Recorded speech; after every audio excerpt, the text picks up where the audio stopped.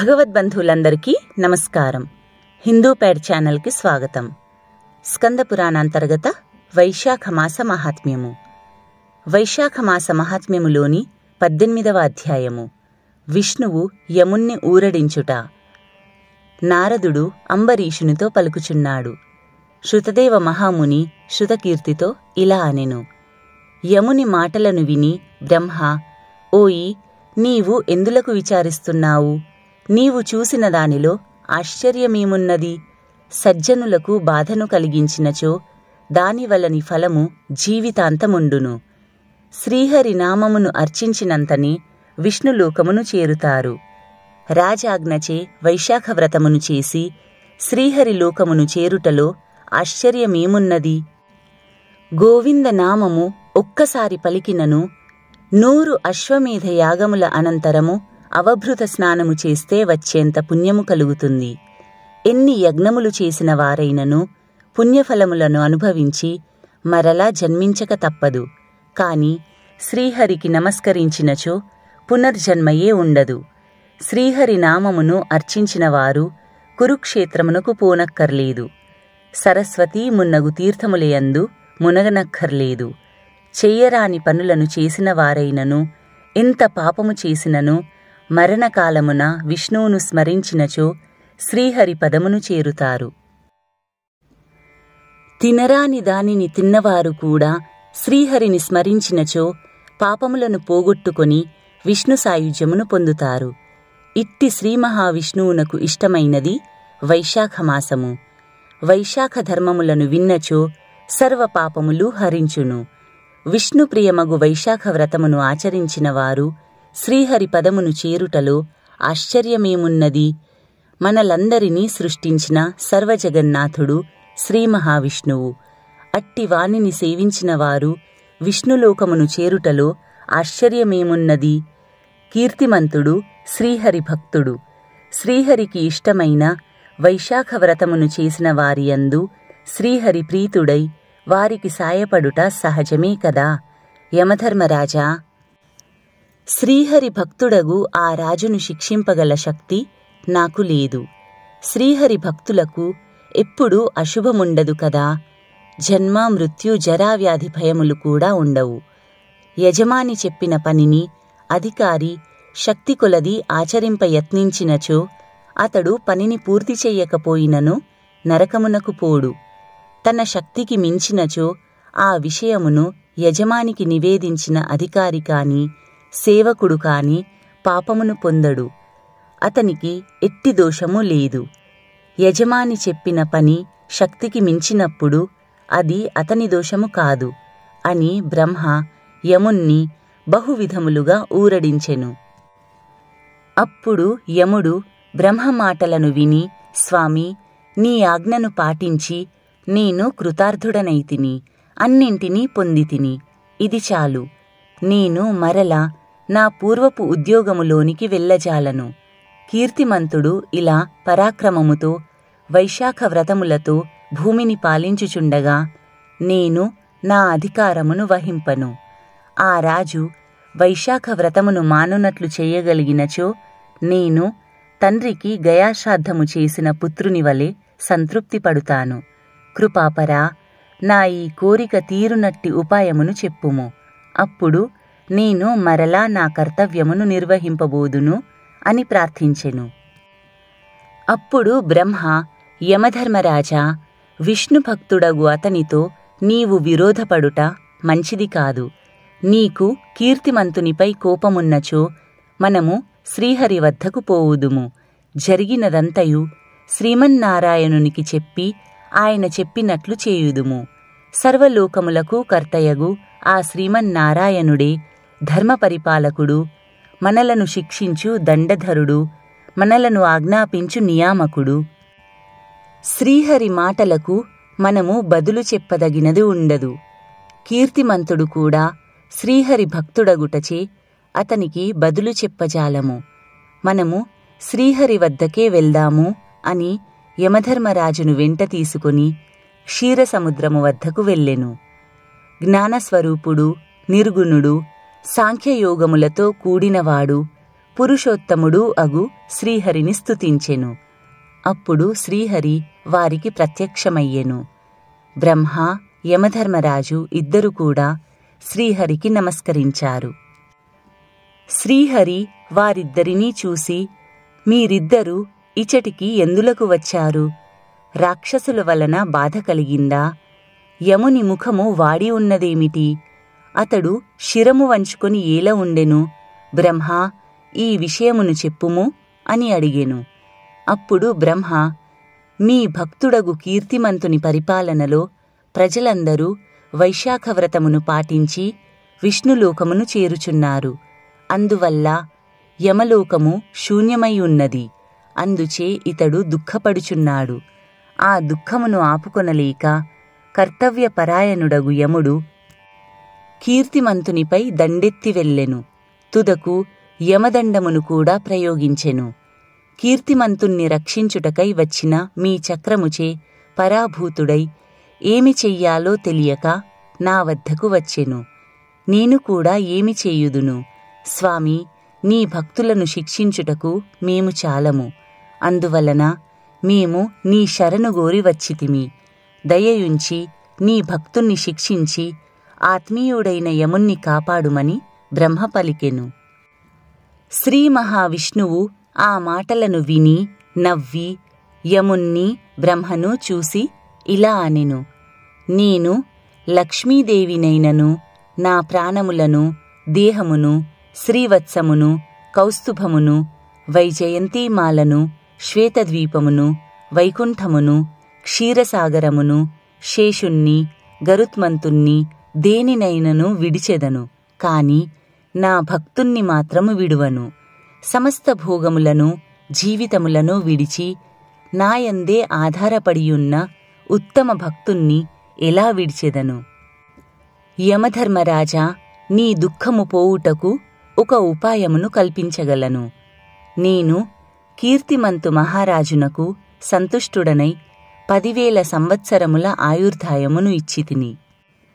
ఇప్పటికి 8,000 సంవత్సరములు గడిచినవి.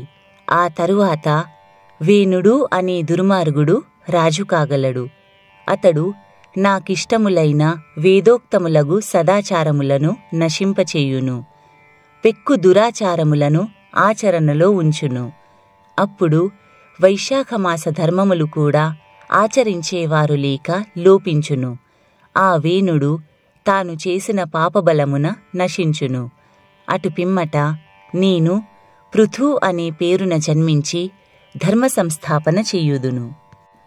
అప్పుడు మరలా వైశాఖ ధర్మములను లోకమున ప్రవర్తింపచేస్తాను. అప్పుడు నాకు భక్తుడైన వాడు నన్నే ప్రాణముల కంటే మిన్నగా నమ్మి వ్యామోహమును విడిచి వైశాఖ ధర్మములను తప్పక పాటించును.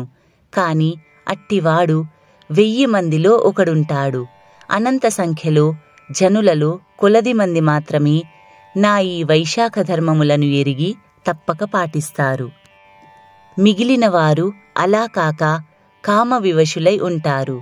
యమధర్మరాజా, అప్పుడు నీకు వలసినంత పని ఉంటుంది.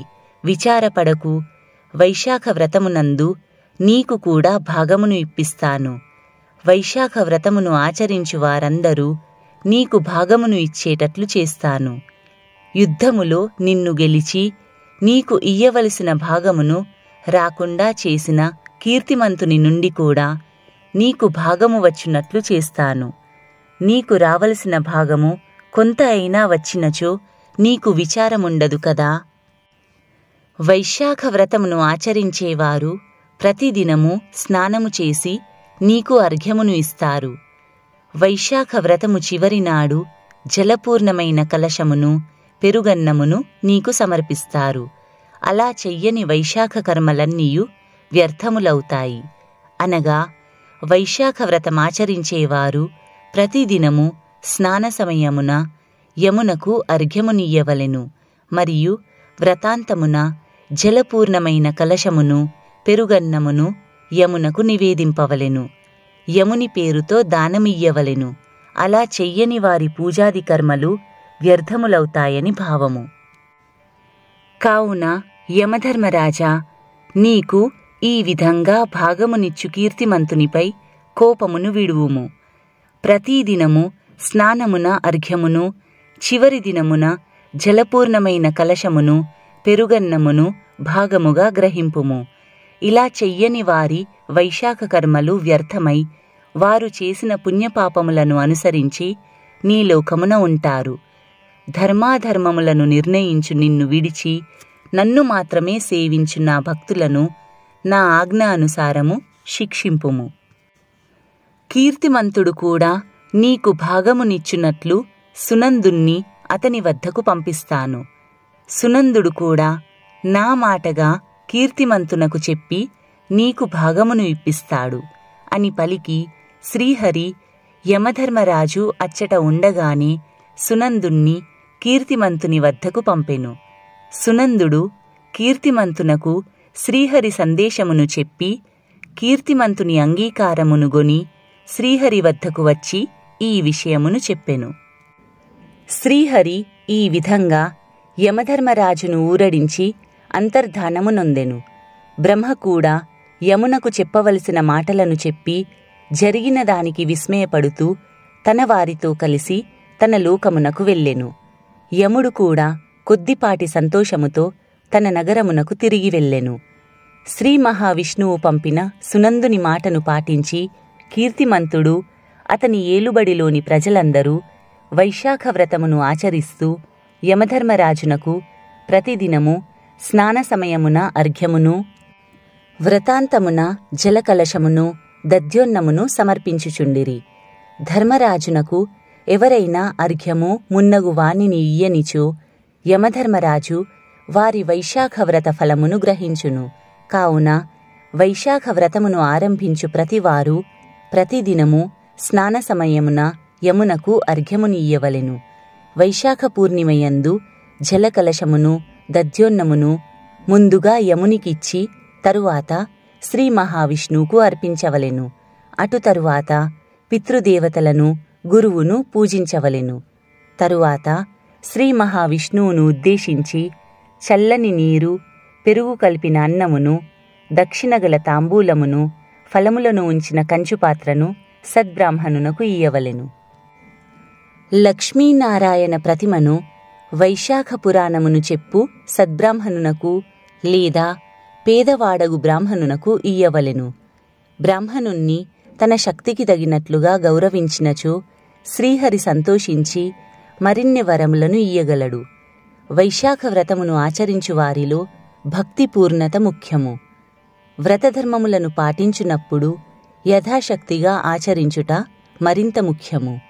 ఇట్లు వైశాఖ వ్రతమును ఆచరించిన వారు జీవించినంతకాలము అభీష్ట భోగములను అనుభవించుచు పుత్రులు, పుత్రికలు, మనుమలు, మనుమరాళ్ళు మున్నగు వారితో సుఖముగా శుభలాభములతో ఉంటారు. మరణించిన తరువాత సకుటుంబముగా శ్రీహరి లోకమును చేరును. కీర్తిమంతుడు కూడా యథాశక్తిగా వైశాఖ వ్రతమును, దానధర్మములను ఆచరించి సకల భోగభాగ్యములను, సర్వసంపదలను అనుభవించి తన వారితో శ్రీహరి సాన్నిధ్యమును చేరెను. కీర్తిమంతుని తరువాత దుర్మార్గుడు, నీచుడు అగు వేణుడు రాజయ్యెను. అతడు సర్వధర్మములను నశింపచేసెను. వైశాఖమాస వ్రతాదులు కూడా లోపించినవి. ఇందువలన మోక్ష సాధనము సర్వసులభమునగు వైశాఖ ధర్మము ఎవ్వరికీ తెలియని స్థితిలో ఉండెను. పూర్వజన్మ పుణ్యమున్న వారికి మాత్రమే వైశాఖ ధర్మములయందు ఆసక్తి, నిశ్చల దీక్ష, శ్రీహరి భక్తి ఉండును. అట్టి వారికి ముక్తి, ఇహలోక సుఖములు సులభములు. కాని పురాకృత సుకృతము వలనని ఇది సాధ్యము సుమా అని శృతదేవుడు శృతకీర్తికి వివరించెను. అప్పుడు శృతకీర్తి, శృతదేవ మహాముని, పూర్వపు మన్వంతరమున ఉన్న వేణుడు దుర్మార్గుడనియు, ఇక్ష్వాకు వంశమునకు చెందిన వేణుడు మంచివాడనియు వింటిని. మీ మాటల వలన కీర్తిమంతుని తరువాత వేణుడు రాజగునని చెప్పారు. దీనిని వివరించండి అని అడిగెను. అప్పుడు శృతదేవుడు, రాజా, యుగములను బట్టి, కల్పములను బట్టి కథలు, అందలివారి స్వభావము వేరుగా చెప్పబడి ఉండవచ్చు. ఆ కథలు కూడా ప్రమాణములే. మార్కండేయాది మునులు చెప్పిన వేణుడు ఒక కల్పమువాడు, నేను చెప్పిన వేణుడు మరొక కల్పమువాడు. మంచి చెడు కలవారి చరిత్రలని మనము మంచి చెడులకు గుర్తుగా చెప్పుకొంటాము. అట్లే కీర్తిమంతుని మంచితనము గొప్పదనము తరువాత వేణుని చెడ్డతనము దుష్టత మనము గమనింపవలసిన విషయములు సుమా అని పలికెను అని నారదుడు అంబరీషునకు వివరించెను.